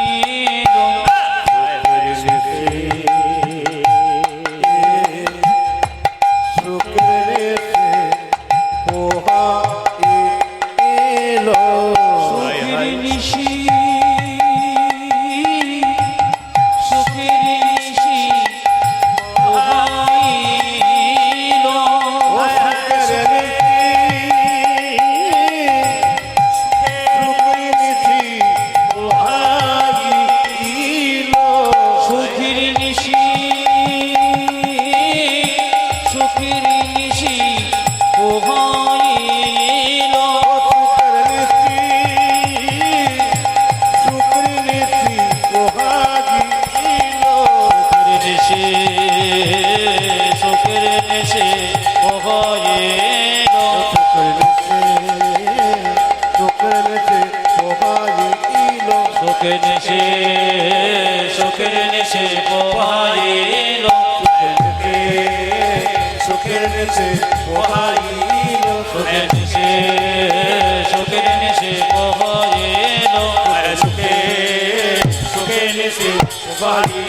সুখের নেশে সুখের নেশে পোহাইলো সুখের নেশে পোহাইলো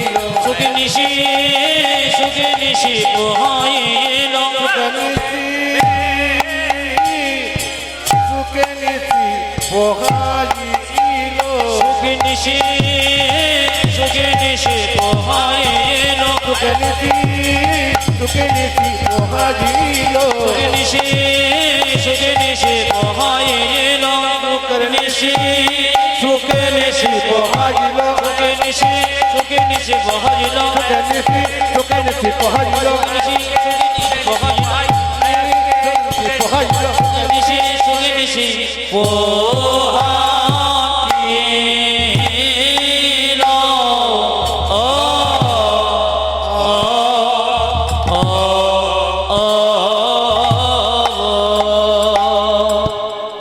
দশ দেশ দশ দেশ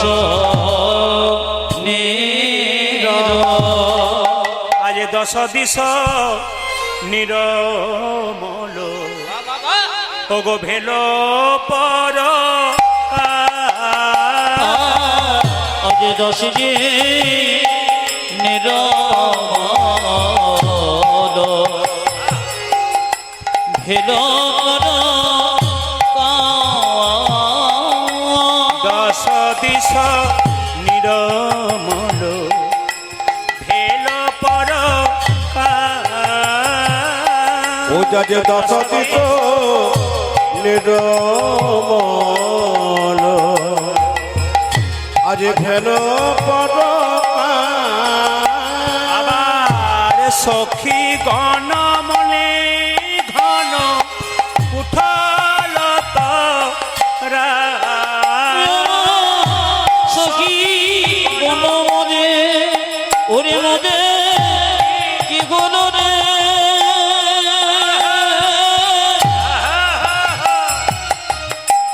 সখী করে না